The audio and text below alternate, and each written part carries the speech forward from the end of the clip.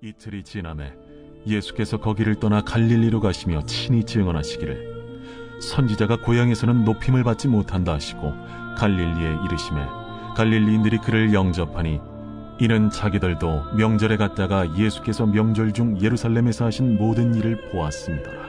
예수께서 다시 갈릴리 가나에 이르시니 전에 물로 포도주를 만드신 곳이라. 왕의 신하가 있어 그의 아들이 가버나움에서 병들었더니 그가 예수께서 유대로부터 갈릴리로 오셨다는 것을 듣고 가서 청하되 내려오셔서 내 아들의 병을 고쳐주소서 하니 그가 거의 죽게 되었습니다. 너희는 표적과 기사를 보지 못하면 도무지 믿지 아니하리라. 주여, 내 아이가 죽기 전에 내려오소서. 가라, 내 아들이 살아있다. 그 사람이 예수께서 하신 말씀을 믿고 가더니 내려가는 길에서 그 종들이 오다가 만나서 아이가 살아있다 하거늘 그 낳기 시작한 때를 물은즉 어제 7시에 열기가 떨어졌나이다. 그의 아버지가 예수께서 내 아들이 살아있다 말씀하신 그때인 줄 알고 자기와 그 온 집안이 다 믿으니라. 이것은 예수께서 유대에서 갈릴리로 오신 후에 행하신 두 번째 표적이니라. 예수님께서는 사마리아에서 사마리아 여인을 만나신 후에 그곳을 떠나 갈릴리로 향하십니다. 갈릴리는 예수님의 고향입니다. 예수님께서는 다른 곳에서는 환영받으시지만 정작 고향에서는 환영받지 못합니다. 왜냐하면 예수님을 어렸을 때부터 봐왔기 때문입니다. 외적인 내력을 잘 알고 있었기에 예수님을 배척했던 것이죠. 예수님께서 말씀하세요. 44절 선지자가 고향에서는 높임을 받지 못한다고요. 그런데 이상한 일이 생겼습니다.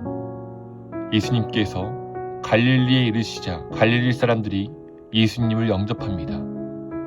그 이유가 무엇인가요? 갈릴리 사람들도 명절을 지키러 예루살렘에 갔다가 예수님께서 거기에서 하신 모든 일을 봤기 때문이라고 합니다.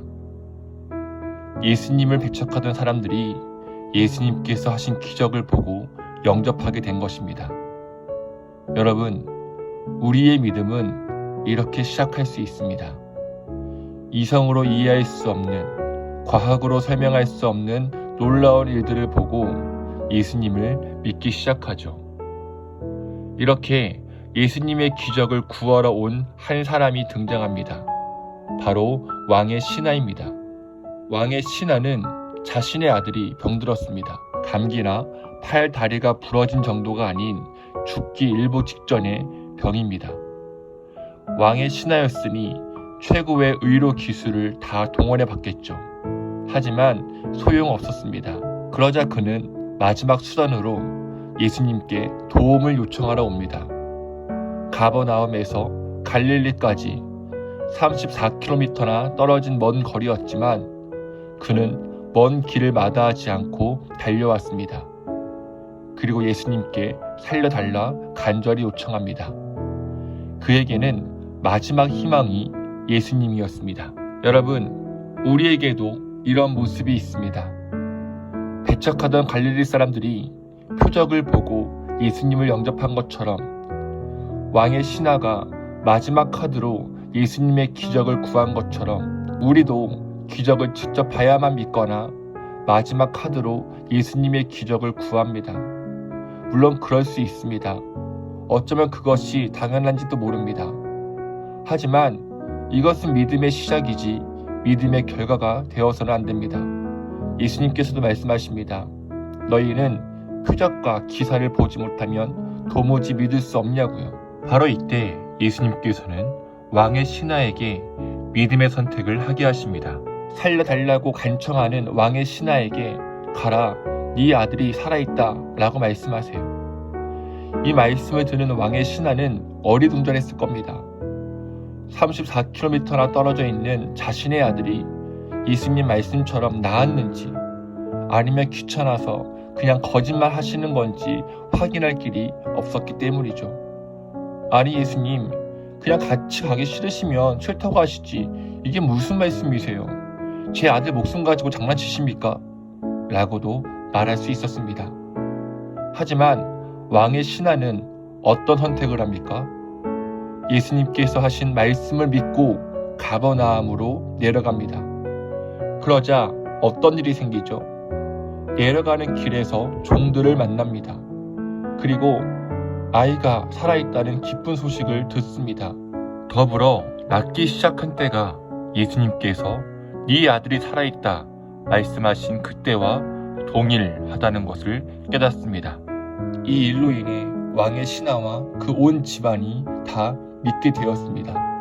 여러분, 사마리아 사람들은 예수님의 말씀을 듣고 예수님께서 세상의 구주신 줄 알게 되었습니다. 그리고 왕의 신하는 예수님 말씀을 믿고 순종함으로 구원을 얻게 되었죠. 이것이 바로 믿음의 결과입니다. 믿음의 수준입니다. 사랑하는 부천 주의나라 교회 여러분, 저와 여러분들의 믿음의 수준은 어느 정도인가요?